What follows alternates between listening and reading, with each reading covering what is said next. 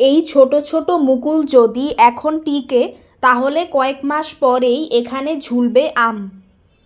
কিন্তু এই সময়টা সঠিক পরিচর্যা না করলে বা ভুল করলে সব শেষ। আসসালামু আলাইকুম, সবাইকে অনেক শুভেচ্ছা ও অভিনন্দন। আশা করি সবাই ভালো আছেন, আমিও ভালো আছি। আজ বলবো এই সময় আম গাছের পরিচর্যা নিয়ে গুরুত্বপূর্ণ কথা। মুকুল আসার পর কী করলে আম পাওয়া যায়, তাই ভিডিওটি শেষ পর্যন্ত দেখবেন। এই আম গাছটা আমার ছাদে লাগানো, আর বাসার বারান্দায়ও দুটো আম গাছ আছে, সেটা একটু পর দেখাবো।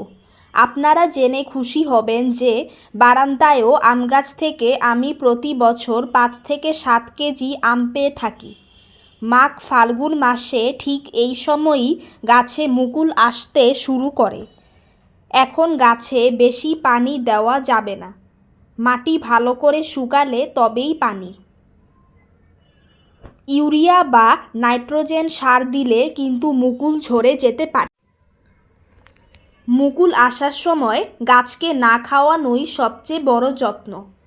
আমের মুকুলে জোরে স্প্রে করা যাবে না, এখন বেশি আদর মানেই বেশি ক্ষতি। এটা আমার বারান্দায় লাগানো আম গাছ, আরেকটা গাছ অন্য বারান্দায়। দেখতেই পাচ্ছেন গাছটা অনেক পুরনো হয়ে গেছে, তারপরও কত সুন্দর করে মুকুল আসছে। কিছুদিনের মধ্যেই পুরো গাছ আমের মুকুলে ছেয়ে যাবে। বারান্দায় আসলেই মন ভরে যাবে আম্র মুকুলের স্নিগ্ধ গন্ধে। এই সময় গাছের গোড়া পরিষ্কার রাখা জরুরি। মাটি শুকনো ও ঝুরঝুরা থাকলে পোকা কম হবে। গাছে পোকা হলে মুকুল কালো হয়ে যায়। ডালে পিঁপড়া দেখলে বুঝতে হবে ভেতরে ছোট পোকাও আছে। পিঁপড়েরা একা আসে না, ওরা পোকা নিয়ে আসে। আমার গাছে কোনো পোকার আক্রমণ নেই। আপনাদের গাছে যদি এই লক্ষণগুলো থাকে, যেমন মুকুল কালচে বা শুকিয়ে যাওয়া, তাহলে খুব সকালে বা বিকেলে হালকা করে জৈব মাটিতে ব্যবহার করতে পারেন। কীটনাশক হিসেবে ব্যবহার করতে পারেন 5 থেকে 6টা রসুন ও 10 থেকে 12টা কাঁচামরিচ একদিন ভিজিয়ে রেখে ছেঁকে নিন। সকালে হালকা স্প্রে করলেই হয়। তবে মুকুল ভিজিয়ে নয়, গন্ধে পোকা পালায়, গাছের ক্ষতি হয় না। তাছাড়া 1 মুঠো নিম পাতা পানিতে সেদ্ধ করে ঠান্ডা হলে ছেঁকে স্প্রে করলেও ভালো কাজ হয়। তবে একসাথে সব পদ্ধতি ব্যবহার করবেন না, যে কোনো একটা পদ্ধতি ব্যবহার করে দেখবেন কাজ হচ্ছে কি না। দরকার হলে আবার ব্যবহার করবেন। মুকুল বাঁচাতে জোর নয়, জৈব যত্নই সবচেয়ে নিরাপদ। সাধারণত কুয়াশা, ঠান্ডা আর বাতাস কম চলাচল করলে মুকুল কালো হয়ে শুকিয়ে যায়। এই সময়টা আম গাছের সবচেয়ে স্পর্শকাতর সময়। তাই পোকা বা রোগ একটু সুযোগ পেলেই মুকুল নষ্ট করে দিতে পারে। এখানে আরেকটা আম গাছ, দুটো গাছই একই বয়সের। আলহামদুলিল্লাহ, দুটো গাছ থেকেই প্রচুর আম পাই।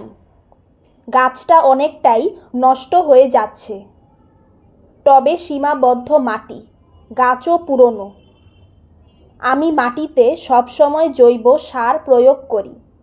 টবে যেটুকু মাটি আছে সবটাই গাছের জন্য পুষ্টিকর মাটি।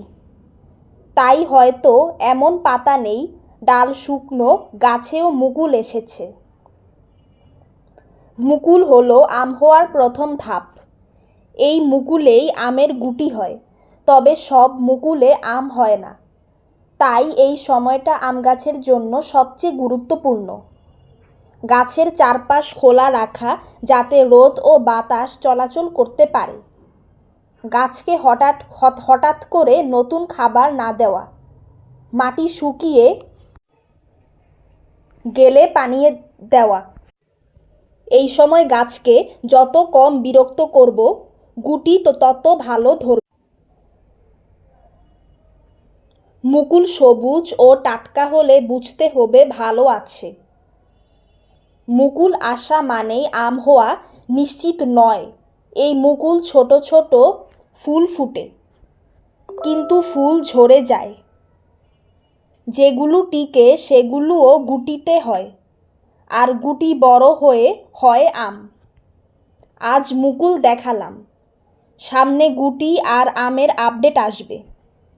এই যাত্রাটা যদি দেখতে চান সাবস্ক্রাইব করে পাশে থাকুন। ভালো লাগলে লাইক দিন। সবাইকে অসংখ্য ধন্যবাদ। ভালো থাকবেন। আজ এখানেই শেষ করলাম।